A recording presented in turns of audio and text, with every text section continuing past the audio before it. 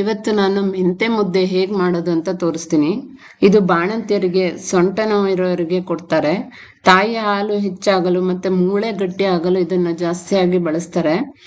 ಇದು ಹೊಟ್ಟೆಯ ಸಮಸ್ಯೆಯನ್ನು ಕಡಿಮೆ ಮಾಡಿ ಹಸಿವನ್ನು ಜಾಸ್ತಿ ಮಾಡುತ್ತದೆ. ಮತ್ತು ಮೆಂತೆಯಲ್ಲಿನ ಔಷಧಿ ಗುಣಗಳು ರಕ್ತದಲ್ಲಿನ ಸಕ್ಕರೆ ಮಟ್ಟವನ್ನು ಕಡಿಮೆ ಮಾಡುತ್ತದೆ. ಇದು ದೇಹಕ್ಕೆ ತಂಪನ್ನು ನೀಡುತ್ತದೆ ಮತ್ತೆ ಅಜೀರ್ಣವನ್ನು ಕಡಿಮೆ ಮಾಡುತ್ತದೆ. ಹಾಯ್, ಹಲೋ, ನಮಸ್ಕಾರ. ಚಿಟ್ಸ್ ಅಂಡ್ ಬಿಟ್ಸ್ ಚಾನೆಲ್ಗೆ ಸ್ವಾಗತ. ಇಲ್ಲಿ ನಾನು ಮೆಂತೆ ಮುದ್ದೆ ಮಾಡಲು 1 ಕಪ್ ಮೆಂತೆ ಕಾಳು ತಗೊಂಡಿದ್ದೀನಿ. ಮತ್ತೆ ಅದೇ ಕಪ್ಪಲ್ಲಿ 1 ಕಪ್ ಉದ್ದಿನ ಕಾಳನ್ನ ತಗೊಂಡಿದ್ದೀನಿ. ಇಲ್ಲಿ ಕಪ್ಪು ಉದ್ದಿನ ಕಾಳು ಹಾಕಿದ್ರೆ ತುಂಬಾ ಚೆನ್ನಾಗಿರುತ್ತೆ. ಇಲ್ಲಿ ನಾನು ಮೆಂತೆ ಮತ್ತು ಉದ್ದನ್ನು ಚೆನ್ನಾಗಿ ತೊಳೆದು ಒಣಗಿಸಿ ತಗೊಂಡಿದ್ದೀನಿ. ಇದನ್ನ ಚೆನ್ನಾಗಿ ಫ್ರೈ ಮಾಡಬೇಕು.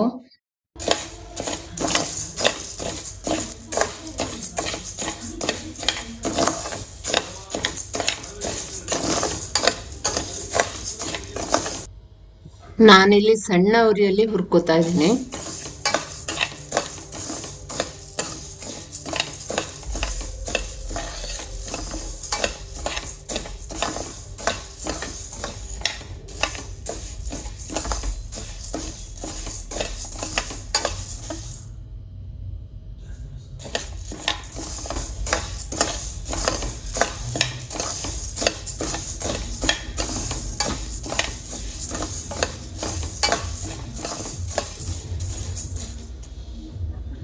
ಇದನ್ನ ಹುರಿಯೋದಕ್ಕೆ ಒಂದು 5 ನಿಮಿಷ ಆಗುತ್ತೆ. ಅದು ಸ್ವಲ್ಪ ಕಲರ್ ಚೇಂಜ್ ಆದ ತಕ್ಷಣ ಅದು ಆಗಿದೆ ಅಂತ ಅರ್ಥ. ಅದಾದ್ಮೇಲೆ ಅದನ್ನ ತೆಗೆದು ಒಂದು ಪ್ಲೇಟಿಗೆ ಹಾಕೋಬೇಕು.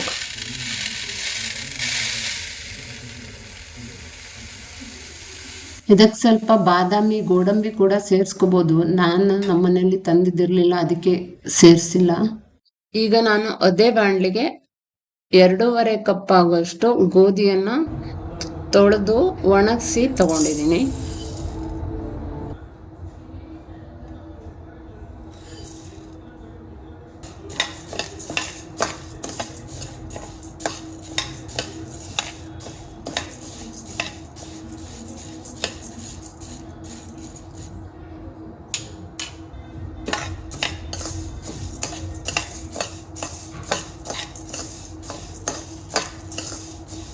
ಇದನ್ನು ಕೂಡ ಒಂದು 5 ನಿಮಿಷ ಹೊರ್ಕೊಂಡ್ರೆ ಸಾಕು. ಇದು ಹೊರದ ತಕ್ಷಣ ಚಿಟಪಟ ಅಂತ ಸೌಂಡ್ ಬರುತ್ತೆ.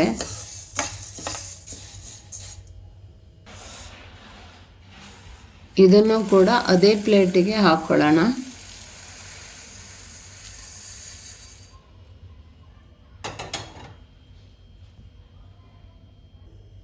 ಮತ್ತೆ ಅದೇ ಬಾಣಲಿಗೆ ನಾನು 2.25 ಕಪ್ ಆಗುವಷ್ಟು ರೇಷನ್ ಅಕ್ಕಿ ತಗೊಂಡಿದ್ದೀನಿ. ಅಕ್ಕಿಯನ್ನ ತೊಳೆದು ಒಣಗಿಸ್ಬಿಟ್ಟು ತಗೊಂಡಿದ್ದೀನಿ.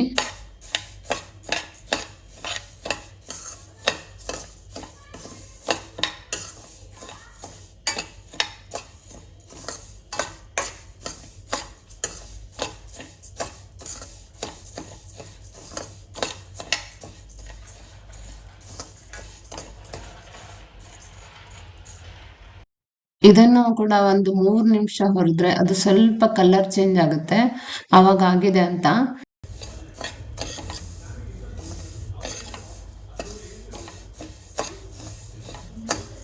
ಇಷ್ಟು ಹುರಿದ್ರೆ ಸಾಕು. ಇದಾದ್ಮೇಲೆ ಎಲ್ಲ ಮಿಕ್ಸ್ ಮಾಡಿ ಅದೇ ಬಾಣಲಿಗೆ ಹಾಕುತ್ತಿದ್ದೀನಿ.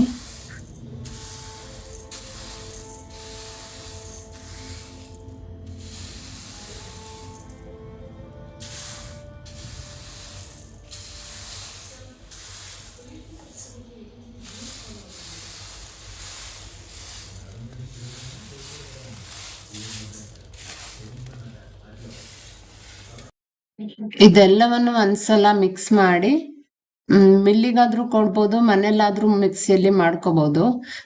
ನಾನಿಲ್ಲಿ ಮಿಲ್ಲಿಗೆ ಕೊಟ್ಟು ಪೌಡರ್ ಮಾಡಿಸ್ಕೊಂಡ್ ಬಂದಿದ್ದೀನಿ. ಅಂದ್ರೆ ತುಂಬಾ ಸಣ್ಣದಾಗಿ ಪೌಡರ್ ಬರುತ್ತಲ್ಲ, ಅದು ಮುದ್ದೆ ಮಾಡಿದಾಗ ಚೆನ್ನಾಗಿರುತ್ತೆ ಅಂತ. ಇದನ್ನ ಮನೇಲಾದ್ರೂ ಮಿಕ್ಸಿಲಿ ಮಾಡ್ಕೋಬಹುದು. ಮಿಕ್ಸಿಯಲ್ಲಿ ಪೌಡರ್ ಮಾಡಿ ಜರಡಿ ಹಿಡ್ಕೊಂಡ್ರೆ ಹೀಗೆ ಇದೇ ತರ ಬರುತ್ತೆ. ಈಗ ಇದನ್ನ ಹೇಗೆ ಮುದ್ದೆ ಮಾಡೋದು ಅಂತ ತೋರಿಸ್ತೀನಿ. ನಾನಿಲ್ಲಿ 1 ಬಾಣಲಿ ಇಟ್ಕೊಂಡು ಅದಕ್ಕೆ 1 ಕಪ್ ಆಗುವಷ್ಟು ನೀರನ್ನು ಹಾಕೊಂಡಿದ್ದೀನಿ. ಅದಕ್ಕೆ ಸ್ವಲ್ಪ ತುಪ್ಪ ಹಾಕೊಂಡಿದ್ದೀನಿ.